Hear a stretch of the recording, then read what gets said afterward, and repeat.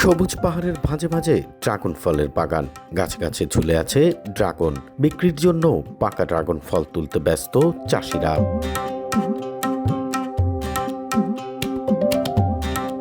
বান্দরবান জেলার রুমা, রোয়াংছড়ি, থানচি সদর সহ বিভিন্ন উপজেলাতে ব্যাপকভাবে শুরু হয়েছে ড্রাগন ফলের চাষ। পাহাড়ের মাটি ও আবহাওয়া ড্রাগন চাষের উপযোগী হওয়ায় ফলনও হয়েছে ভালো। ইতিমধ্যে আমি কয়েক দফা আমি বিক্রি করছি। নভেম্বর পর্যন্ত এটা ফলন দিবে। হ্যাঁ, নভেম্বর পর্যন্ত আমি হারভেস্ট করতে পারবো। তো এই বছরে কিন্তু আমার আশা করি 6 থেকে 7 লাখ টাকা মনে হয় আমি বিক্রি করতে পারবো। এটা কিন্তু সামনের বছর যখন গাছের বয়স হবে তখন আরো ফলন বৃদ্ধি পাবে, এরকম আমি আশা করি। প্রতি বছর এপ্রিল থেকে মে মাসে জমি তৈরি করে লাগানো হয় ড্রাগনের চারা। মাস দুয়েক পরিচর্যার পর জুন জুলাইয়ের মধ্যেই বিক্রির উপযোগী হয়ে ওঠে ফল।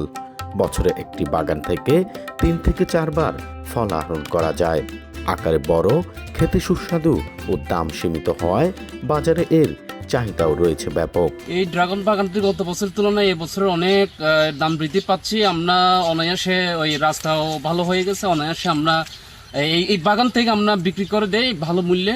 আজি আনে ড্রাগন সিরি সুন্দর, আমিও খুশি হই। তারপর ফলেও আর পোকা মাকাও নাই, কিছু সুন্দর বিয়ারে আসি, বিয়ারে গছে দিই।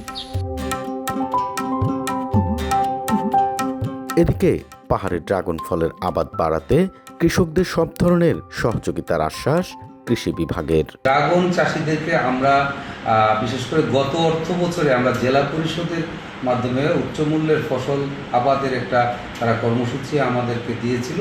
সেই কর্মসূচির মাধ্যমে আমরা বেশ কয়েকজন উদ্যোক্তাকে আরও ড্রাগনের কলম দিয়ে তাদেরকে ড্রাগন বাগান এক্সটেনশনের জন্য সুযোগ দিয়েছি। ড্রাগন ফল চাহিদাটা ব্যাপক, কারণ এটা সুস্বাদু এবং যেটা ভেতরের এডিবল পোর্শন যেটা কমলা রঙের, সেটা এই বান্দরবনের সব ড্রাগনই এই জাতের, তো এই কারণে চাহিদাটা বেশি।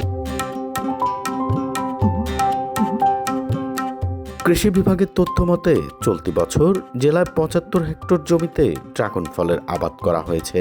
প্রতি হেক্টর জমিতে উৎপাদনের লক্ষ্যমাত্রা ধরা হয়েছে 20 মেট্রিক টন করে।